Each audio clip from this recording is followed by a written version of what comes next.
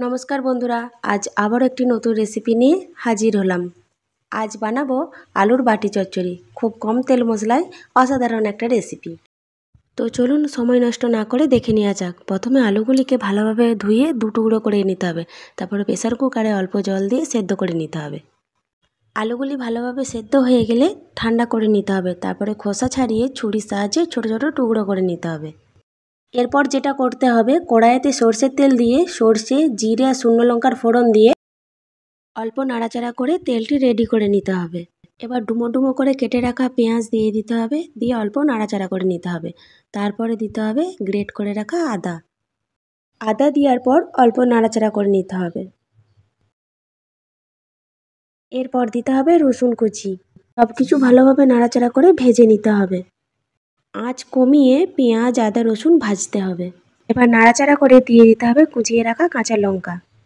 আবারও কম আঁচে সব কিছু ভালোভাবে ভেজে নিতে হবে। তারপরে দিয়ে দেবো হলুদ গুঁড়ো, আর দেব কসুরি মেথি, আর সামান্য কাশ্মীরি লঙ্কার গুঁড়ো।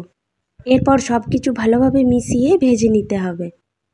ভালোভাবে সবগুলি ভাজা হয়ে গেলে এবার দিয়ে দিতে হবে সেদ্ধ করে রাখা টুকরো আলুগুলি। এবার মশলার সাথে আলুগুলিকে ভালোভাবে মিশিয়ে নিয়ে দিয়ে দিতে হবে স্বাদ মতো লবণ। কম আঁচে ভালো করে ভেজে নিতে হবে। ভালোভাবে ভাজা হয়ে গেলে উপর থেকে ছড়িয়ে দিতে হবে গরম মশলা। তাহলেই তৈরি হয়ে যাবে আলুর বাটি চচ্চড়ি।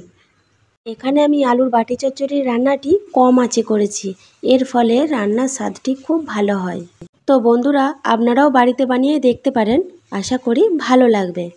আজকের এই আলুর বাটি চচ্চড়ির রেসিপিটি আপনাদের কেমন লাগলো অবশ্যই কমেন্ট বক্সে কমেন্ট করে জানাবেন। ফেসবুক থেকে দেখলে পেজটি ফলো করে দেবেন, আর ইউটিউব থেকে দেখলে অবশ্যই আমার চ্যানেলটি সাবস্ক্রাইব করে দেবেন।